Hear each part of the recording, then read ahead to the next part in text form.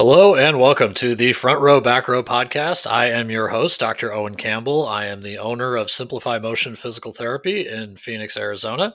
And with me, as always, is Dr. Brian Wolf, owner of Evolution Physical Therapy in Connecticut and Long Island. Brian, we are talking about your wheelhouse today. It's my I'm favorite. I'm I'm going to just be setting this stuff. I'm going to be pitching up softballs for you. So This is fun. today we're going to be. I'm just going to see the smile come across Brian's face because today we are talking about sales. Yep. And as any physical therapist who has gone through PT school knows, we never get taught anything about this. And if you've No. practiced long enough, you realize some of the other professions are pretty good at this. You ever go to the dentist, they are always upcharging you on stuff. You go to chiropractors, basically anybody who hasn't had to rely on insurance for their existence for the past 40 years, right? Dentistry and chiropractor are two of those. They know how to sell, right? And if they don't, they go away very quickly. So, this is going to be a podcast with a lot of tips about how to take someone who isn't trained in that or wasn't born in the sort of sales mindset, how to get them more comfortable with the conversation of, hey, do you take my insurance? How much is this going to cost? All those different questions that any owner of either a fully cash based clinic, they know this every single day, but even insurance based clinics who are trying to diversify into cash really take some of the hit off of those reimbursement rate losses. A lot of these conversations are new conversations for either experienced owners or brand new owners. And they're even kind of challenging for people who've been doing it for years, right? So I think it'll be really good to kind of take Brian's knowledge and his background of building up a cash based and then a cash slash insurance based clinic over 8 years, and then kind of pick your brain a little bit because man, I want to know. I want to make some more money. Yeah. I mean, I'll tell you, there are three things, and the reason no one knows is there are three things that I truly believe that has made me able to stand out as a physical therapist and help grow our company the way we did from like the back of a car into now multiple clinics, right? And the three major skills are one, obviously being a really good physical therapist. Two is being really good at advertising, and I don't just mean on Facebook. I mean in content creation and referral partners that we've talked about, and we've kind of beat advertising. I don't want to say we beat advertising to death because you can never, but in terms of that with like advertising, and the third is selling. You got to close it, right? So like those three things, having the skill, and basically the skill set of physical therapy is kind of the fulfillment of that. So if you can be really good at sales, marketing, and a really decent physical therapist, you can grow a business, I don't want to say relatively quickly, but you can build a really good one depending on how good you are and at these processes. So I'm excited about this. And and I think that's an important distinction where you just said advertising and then another category is sales. A lot of times Yes. PTs will get that mixed up where they say, "Look, I got great ads. Look at me, doing pull-ups in my CrossFit gym. Like, look how awesome this is. I should be having people rolling in, right?" And they drop the ball on the sales conversation. The actual phone call that comes in and says, "Okay, I want to be like you. I want to do pull-ups. My shoulder hurts. Give me the details. Do you take my insurance? How much is it going to cost?" Like all the Yeah. things that people who are about to spend a lot of time and money with you will rightfully ask, right? So For I think sure. that's important. And the sales is what we're going to talk about, how to take that marketing and make it worth your time. Yep. So, so then I guess I know selfishly, I almost suggested this because I want tips, man. Um, Talk to the guy who just came out of insurance world. I think we were 99% insurance. Like we had like 1% cash pay my entire 14 years or Hmm. 13 years working in big box PT. Um, Teach me how to tell somebody, forget your insurance, brother. It's don't even do that. Those premiums, don't Yeah. worry about it. So how do I There's a do re- there's a that? really interesting, and again, we've talked about this in previous podcasts. My favorite book that I've ever read, and it all revolves around like the Wolf of Wall Street, the straight line method, right? Like read anything about like those guys, right? Like that is the best way to describe it because as much as people like don't like sales, I think the biggest thing is if you think about anything Jordan Belfort, right? He was an incredible salesman. And so the whole idea behind the straight line method that happens in phone conversations or discovery calls or any stuff is the whole point is of a straight line. And for those of you listening but can't see me, I have my two fingers up and I'm literally drawing a straight line between them. Is people will try and move you off that line. It happened to me yesterday. Someone was trying to move me into a different direction, and I was like, and then I just brought her back. I was like, let's just go back into this scenario of like going back. And so the straight line is where we started from the sale and you handing us money. It's that simple. So you just don't want them to go off into something different. Realize that most people, that if you're going into that sales conversation and getting in deep, if they are like, oh, let me think about it, let me do this, let me do that, if you don't close them right there, you have a very significant chance. Your significant chance of actually selling them has drastically declined. So the best chance you have is with that person right there in front of you. So we're going to talk about discovery calls and discovery visits, because that's what discovery visit is. It's just a better way to talk to them about their problems, and it's kind of like a free test and talk to you. It's another way to slow the process down a little bit. What I would do is, so say Owen calls me, right? And says, well, do you take my insurance? The first thing I do is I sidestep that question. I do not lean in and be like, no. Terrible way to do it. Because if I say no, the answer is, now they've already heard no. It's amazing how, if you ever read any books on psychology, people hear no and now they automatically say no. So Yeah. what you do is you sidestep that. The best way to describe it is that discovery call is you sidestep the conversation and you say, tell me about what's going on. Okay. It's number one, the way that I always look at sales is, and the reason I love sales so much is because I watch so many people be so uncomfortable about the word sales. But the reality is, it's just a puzzle. It's no different than why we got into physical therapy school in the first place. I'm just trying to get to like why the answer to this puzzle is, you should work with me because I can help you and I can fix your problem better than anybody else. And that's why you should come work with me. And so at the end And of I the think day, sorry, and at the end I of the day, you want to leave with that conversation. I either got to work with the guy that I know will fix my problem, or I got to go through my insurance. So good. and that reminds me of a quote that I heard when I was looking through this, is that the most dedicated, the best salespeople in any organization are the ones that believe wholeheartedly in the Yes. fact that they are the best option for that person. And I can tell you what, that's the new clinic owner, because they just picked up stakes, put them somewhere else. They started their whole thing based on the fact that they are better than where they were previously, and they could make more money doing what they do better than anyone else they came in contact with. So I think that that mentality is something that is really important, and has helped me to make sure that I get it out of the whole, like, oh, it's sales. I might be taking their money that they could be spending on their children's lollipops at swim class. And I look at it and say, no, like, I am preventing this person from going to a mill, Yep. getting terrible results, and then never playing golf, pickleball, basketball, whatever again.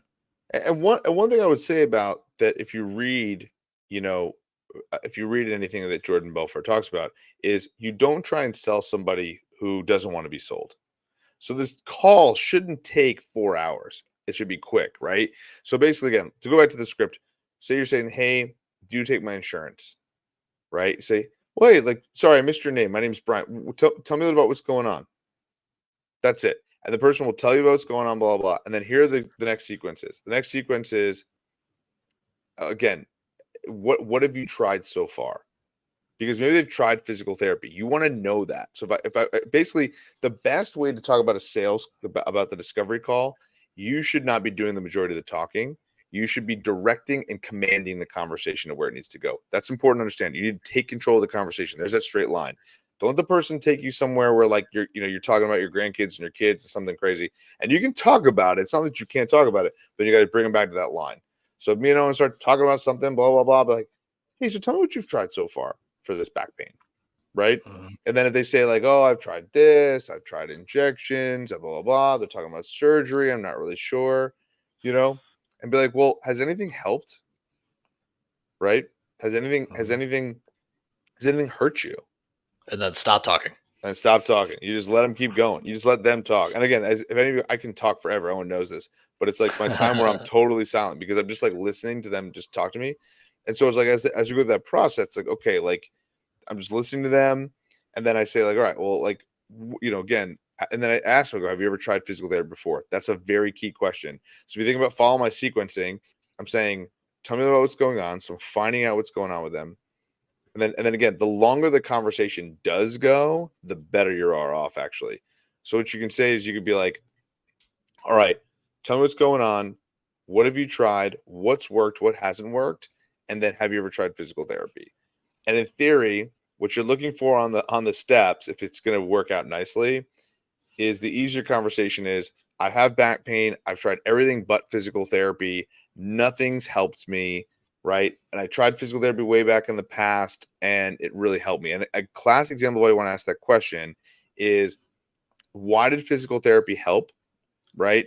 And what were you doing in physical therapy? Because realize, especially for cash-based PTs, and honestly, even insurance-based PTs, because we take insurance, and some of these copays, man, are $65. So like, I'll Mm. give you a great example. Someone's came to me and she goes to me, she's like, "Listen, she's having some back pain, and she just had a couple kids, so she's got some 2-inch gap between her abdominals, right? And so she's like, I'm having this back pain. How many sessions of physical therapy do you need?" Well, guess how she first originally met us? She met us when she had better insurance and she had ACL reconstruction. Mm. Totally different rehab sequence. My ACL is going to be, my 30, 40, 50 visits maybe, right? Whereas like this is probably 6 to 10 visits. Not crazy, right? Yeah. Maybe not, maybe even less than that. So the reality is in her head, we're just normally tabulating in our brains what this is going to cost. Hmm. So that's the next step. So you want to talk about physical therapy and be like, oh, this is going to be totally different. It'll be less visits, more visits.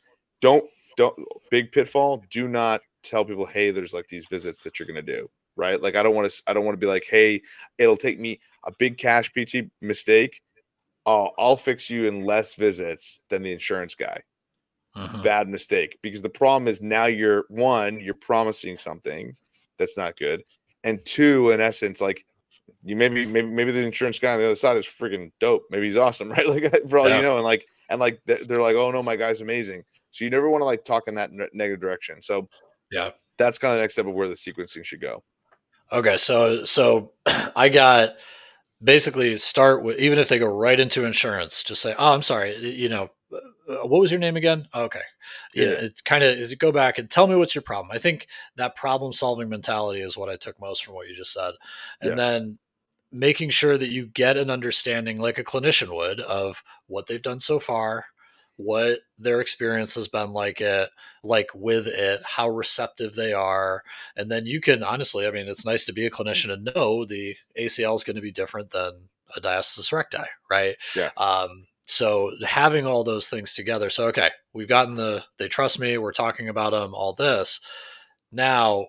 Is there anything you want to close that call with? You said don't let them get off the phone, right? That's a big problem. yeah, So they said, "Oh yeah, you hear me, you understand me, you're listening to me. Sounds like you're better than the rest of the people." Now what? yeah. So at that point, then it's then the line becomes here, like, hey, remind me, you talked about your insurance. I wanted to answer that question.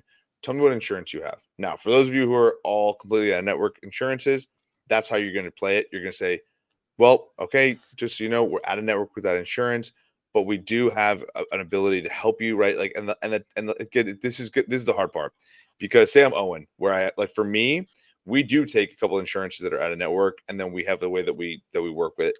Same thing with Owen. Owen's going to have a different way of how he's going to do a flat rate. So I'm going to do it for Owen because again, I think most people who are listening to this are going to be in the cash based world. I'd say, listen, circling back to your insurance question, remind me what insurance you have. Okay, cool. So we're out of network without insurance. What we do is we do have cash visits. What we do is we can provide you a superville that you can then get reimbursed. We have Mm. different programs so that we can help you. And I work with people like you all the time. I have somebody that I work with right now that has X, Y, or Z problem. We fixed it in about 6 visits. They're doing really well and they're really happy with our treatment. So, I mean, again, you talked to me about the things you liked or didn't like about your treatment that you've gotten so far before. I know I can help you and I'd love to help you. Now you Yeah. pause. Remember the part of Wolf Wall Street? You pause and you wait. And so you're still, and then, by the way, I'm paraphrasing on this. You could play this in a couple different directions, but the reality is what you're basically starting out is we're an out of network provider. We can provide you something that'll help you get reimbursed for out of network benefits on your insurance. And we do take, again, you can talk about the cash. You don't have to talk about the cash. The close really depends on how that first part of that conversation went. But again, if someone's Got it. saying to me, hey, I have back pain. Yes, I tried physical therapy in the past and it sucked. Yes, like you can kind of line up when it's going to start better. Again, one other thing, Yeah. the Good. more sales you do, the better you will get at it. So it's like, again, Yeah. I find that like I have a script that I've written out for people, but Yeah. in reality of it is like, you can read it verbatim, but I guess it's mainly going to be something along those lines. Then you wait. Then the key is now you're going to go into objection overcome.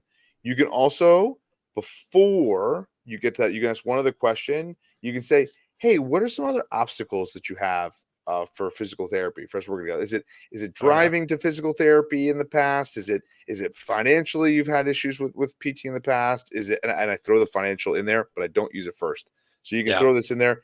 You can get caught with this question, but it will kind of preempt the okay finances. You can catch where the obstacle's going to be. So before Got it. you have the whole like we're at a network, blah blah that conversation, you can say, what are some obstacles for you in physical therapy that you have or you see in the future? Is it your Yeah. schedule? Is it getting to the clinic from a distance?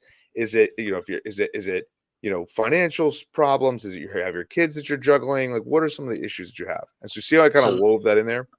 So this is, I think you're getting into something that we're going to cover. I think because I had another question for you, and we talked about it a little bit of pre-show, but it's about the sales conversation versus overcoming those objections, right? And I always Yeah. found that like actually pitching myself isn't hard, but overcoming the objections kind of is. So yeah, so I mean, the big thing here is realizing that there's a difference in the sales, beginning sales part of the conversation and different parts of the structure. So the first is the discovery side of it, right? And then the Mhm. second, the next part is the pitch. So like it's a combination of a pitch where you're talking to them about what your services are. And the third part is the objection overcome.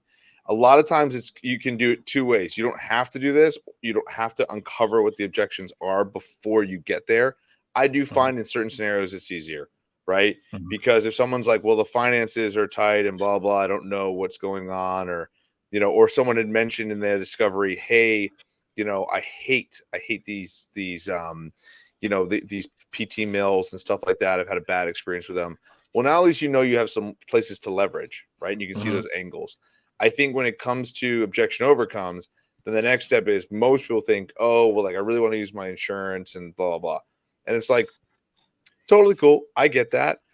My best line for objection overcome on that is tell me this. What's your primary goal? Is your primary goal to work with me or with an insurance with when use your insurance? Right. Yeah. Then again, you pause. And the reality of that scenario is you just put them in a scenario where either I gotta choose this guy or I gotta go and use my insurance, Yeah. right? And so a lot of it could be, and by the way, you could also slow this process down even more on that pitch. You could pitch them into what's called a discovery visit, which could be, hey, you know what? We're an internet provider, but if you want, we offer a 30-minute discovery visit where you can come in and we can talk a little bit more specifically about your case and how we can help you.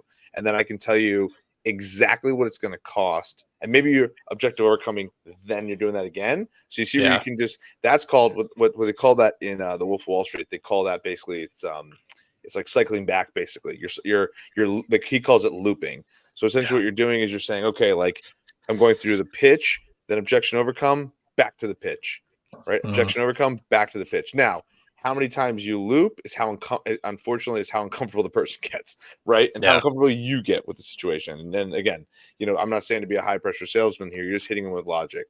Yeah. So if they're like, well, like I don't really want to spend the money and blah blah, be like, well, why don't you come in for a free discovery visit and we can chat a little bit about your more specific problem Yeah. and talk to you about it. Well, I don't even know if I So want to waste your time. You know what I mean? Well, here's the deal. yeah. Do you want to work with me or do you want to work with your insurance company? Like, what's your primary goal here? And it's like, Yeah. well, I want to work with you. Be like, all right, well, come over for the free discovery visit. Let's talk about this together, right? We'll Mhm. go through that discovery visit. And we can talk about another podcast about what the discovery visit should look like. And by the way, we'll Yeah. put that in the school training, right? For one of our Yeah. school trainings. So you can go through that in Yeah. detail. But what I would say is that discovery visit, then, right, what you're doing there is you're going to be like, this is going to take me 8 visits to fix. And now you've given them an actual number of how much this should cost. Yeah, and I think that that's a good thing to kind of look because I think that's the meat of it, right? Of like, well, finances, right? And then how do you overcome that? And using that line, do you want to work with me or do you want to work with your insurance company, right? Yep. And whoever they cover, and that doesn't throw other PTs under the bus because we all know there's great PTs out in insurance world, right? Mhm. It also allows them to kind of say, okay, do I want the relationship or do I want the finances, right? What's more important to me? And then offering that sort of, hey, I'll do a half hour. And I can tell you, cash pay PTs are very used to this kind of free visit thing. I use it for sponsorships. I'll give out a free visit when I sponsor a golf tournament. BNI members, my networking group gets 2 free visits. Every one of them gets 2 free visits so that they can experience what's going on and tell people, or some of them become paying customers, right? So these are strategies that have a reason that so many people are using them. And I think that the big difference there is, do you want to work with me or do you want to work with the insurance company? And that's where Exactly. the marketing and all the work that you do with marketing and building your brand and the word of mouth will make that answer a lot easier as you go. And Owen said something about the free visit. Let me be specific about the free visit or the discovery visit. The discovery Mhm. visit is not my hands-on treatment. It's not my Mhm. expertise. It's a subjective. So essentially, Yeah. all it is me asking and diving a little more on that first part and finding out more specifically about their problem. So if someone's got back pain and been like, again, these are great. This is great for slowing down the process when somebody's hemming and hawing, like, I'm not sure, I don't know. Again, the four major objections that every person will have: money, trust in the product and the time, right? The spouse, and will this actually work for me? Right. So Mhm. like again, it's a finite amount. It's not like it's something where, do you want to work with me? Yes, I really want to work with you. Like, you sound fantastic. You've been highly recommended. I really want to come work with you. All right, There's cool. Then trust. there's trust, right? And again, like, if you're an in-home PT, you're a mobile practice, like, the convenience you cannot beat. And so that's the thing Mhm. about cash PT in the car. Like, you can really leverage that, because I'm going to come to your house. It's going to be way easier for you. Like, you know what I mean? Like, there's that aspect of it. So that Yeah. objective overcome. Like, if someone's like, oh, it's just such a bear for me to get there. I have kids. I have this. Like, well, come right to your house. Oh, okay, Mhm. cool, right? So you can do that. And so again, think about, like, there's no difference really between insurance conversations and not insurance conversations. The Mhm. conversation is more around the, do you want to come here, or do you want the, and what you can even say is, you can even make it even more blunt. I joke, it's like sales sometimes, this objection ever comes kind of like punching people in the face, right? It's like, hey, do you want to work with me, or do you want to go to the cheapest option for your insurance? I love how we started this of Right? like, we're all PTs and we Yeah, want to help everybody, and sales can totally. be challenging, but you should do it. And then Brian kind of finishes near the end of, so this is how you punch someone in the face. Exactly. And the reality of it is like I also do a lot of stuff in fitness, right? Yeah. Where, like, I have people who are non-compliant. I have people who have done different stuff, right? And so, like, the reality is sometimes you gotta, like, punch them in the face. You gotta put it on them, right? Like, you gotta be like, listen, like, do you think the reason you haven't lost this weight is because you've never found an exercise routine consistency? Yeah. And I mean, And it's then, it's it's true. We yeah, have to do that with patients. yeah, Like, right, I had a lady the other day. She's like, "Well, I don't know, PT didn't work." I was like, "You called me once every 3 weeks. You canceled 2 times, and we had 4 visits over 2 months. Of course, it didn't work." Like, exactly, you know, exactly. it, and the yeah, And the you and do the kind of have way and to. the way you phrase that, like, for that, Uh, like, so I'm sure Owen didn't actually phrase it that way, but to your yeah, point, the way I would phrase that being like, I know that you're saying PT didn't work, right? But what happened was we set up a plan of care, and we didn't yeah, really follow that plan of care. Now, I know you had some stuff going on, you made a couple cancels and this and that. What do you think about us actually getting this done the right way this time? And that way, then we can go session by session and get it done right, right? yeah, And we can do that. And I can promise you that, on this, if a person comes in for discovery visit, you should be able to close them there. And then again, you go uh, through the subjective. If I then say, hey, we can get another thing about a discovery visit, but essentially, then most people, the vast majority of people, will opt for a pay in full option. So if I say, like, hey, it's going yeah. to take me 10 visits to get this thing fixed, and I'm going to charge $150 a visit, and that's $1,500. But I can give 10% off if you pay up front, because it's like a planetary discount. So basically, you basically get a free session. Yeah, And most people will pay that. Most people will do that kind yeah, of stuff. So again, some and people will say, I can't really pay. Well, all right, no problem. I'll put on a payment plan. You know what I mean? yeah. And we can always get into, do you play for the plan of care, all the way down to per session. Those are, I mean, believe me, we've covered them in different podcasts. We'll cover them again. I think the Yeah. important thing to take away from this podcast for anyone that's listening is that a good salesperson believes in what they're selling more than anyone else, and using that mentality to then use more refined ways of having that conversation with somebody to get them to see the light, right? And Yeah. it's anybody who believes in themselves believes truly that they are the best option for someone. And using the tips that Brian went over on how to get different objections to be not objections anymore, how to pitch yourself in a way that is a helpful way for the patient and solve a problem. I think that these are all really good mentality shifters for people, either younger clinicians or even honestly PTs who've been doing this for a while. Maybe they have an insurance practice and they're like, oh my God, rates are going down. Yeah. I got to start selling some Hyperice boots, right? I got to start selling some dry needling. I got to start giving people some stretch sessions. All of these can be interchanged with all the things that you're trying to provide in your practices to help you grow. At least, I mean, 50% of our business is still cash based, right? Yeah, So like cash that's based that's means cash based that's is why I meaning think that's why I think you're a great person for this because you grew yeah. from cash to insurance, but you didn't go full in everybody's insurance, no cash. Like you kept that sales Yeah, side, and you've seen the benefits from it. for sure. I mean, and anybody who can, again, the skills of sales never goes away. You need that in Mhm. anything, right? There's a Yeah, old line by Grant Cardone that I love. He's like, if you're not selling, then you're being sold something. And so the yeah, reality is, like, if someone's saying to you, I approach that in sales. If someone says, hey, you know what? I don't know if I can justify it, blah, blah, blah, and all that stuff, be like, again, that's where the punch in the face mentality comes from. They're trying to hmm sell you that one, you're not that you're not worth it. They don't value you over the cheapness of the insurance. And I tell them, like, I'm not the cheapest by any means. I was like, yeah, but at the same time, like, I know I can get you better. And I yeah. don't tell them I can get you better the fastest. I know you can get better and you can stay better. And that's the And key. your experience will be way better. So yeah, Exactly. Exactly. yeah. All right, so So that is a great place to end this. I know that we just started building out our first major sort of module toolkit, whatever. We are putting the finishing touches on our sales toolkit. So how to get? We haven't figured out a name for it. I'm sure we'll come up with something, nice and catchy. But basically, how to get somebody to know you're around and how to get them to get from, oh, I know a PT to I'm paying that PT money. We have that on our mentorship program through the school website. It is in the description of this podcast, either on YouTube, Spotify, or Apple Podcasts. And Brian and I are still running our Q&A sessions. $12 a month, you're able to get in and have your business talked about with us and other professionals, to bounce stuff off of people instead of just putting it in a Facebook group and hope like the one or two people respond. exactly.